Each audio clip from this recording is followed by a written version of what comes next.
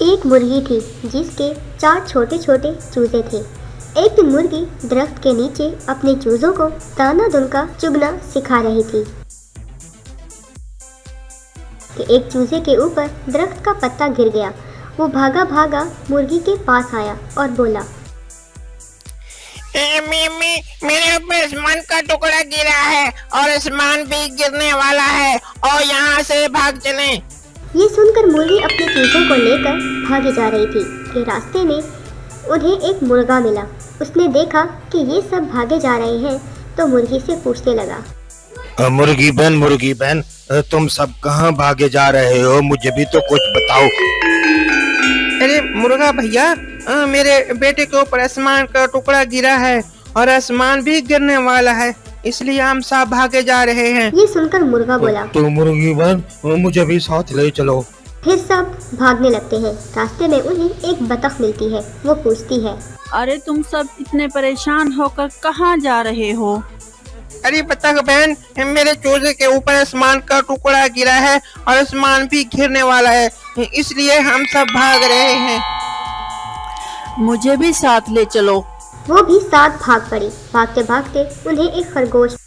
अरे तुम सब बेवकूफों की तरह कहाँ भाग रहे हो? मुझे भी तो कुछ बताओ।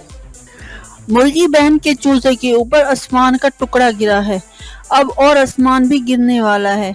हम इसलिए भाग रहे हैं कि कहीं ऐसी जगह पर पहुंच जाएं जहां कोई नुकसान भी ना हो।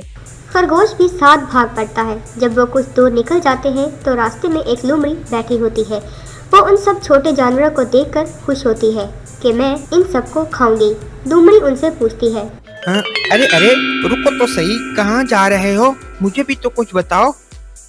मेरे चूजे के ऊपर आसमान का टुकड़ा गिरा है और आसमान भी गिरने वाला है, इसलिए हम भाग रहे हैं कि किसी महफूज जगह पर पहुंच जाएं। तो ऐसा है कि तुम सब कहीं भी ना जाओ। मेरा घर जमीन के अंदर है। अगर आसमान भी गिर भी गया तो हमें कोई नुकसान नहीं होगा। तुम सब मेरे घर में आ जाओ। सब जानवर सोच में पड़ जाते हैं। फिर एक दूसरे से कहते हैं, हाँ, ये ठीक है, हम इधर ही रुक जाते हैं। लोमड़ी अपने घर यानी गार का दरवाजा खोलकर सबको अंदर जाने को कहती है। जब सब अंदर चले जाते हैं तो लोमड़ी अपने घर का दरवाजा बंद कर देती है और फिर बाहर सोचने लगती है, पहले किसको खाऊं? खरगोश को, मुर्गे को, मुर्गी को, बतख को या चूजों को? अंदर जानवरों को बंद हुए काफी देर हो जाती है तो वे परेशान हो जाते हैं कि क्या बात है कि लोमड़ी दरवाजा नहीं खोल रही। काफी देर गुजरने के बाद सबको समझ आ जाती है कि लोमड़ी हमारा शिकार करना चाहती है। खरगोश बहुत ही चालाक होता है। उसने अंदर ही से एक और रास्ता बना लिया और सबको बाहर निकाल दिया। कुछ अरसा गुजरने के बाद उन जानवरों ने लोमड़ी से बदला लेना चाहा और लोमड़ी को अपने घर पर दावत दी। लोमड़ी ने उनकी दावत कबूल कर ली और उनके घर दावत खाने आई तो उन्होंने लोमड़ी के आगे गोश्त और खाने की काफ़ी चीज़ें रख दी और उनमें जहर मिला दिया।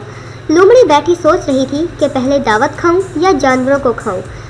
ये सोचने के बाद कहती है, पहले दावत खाऊं या जानवरों को खाऊं?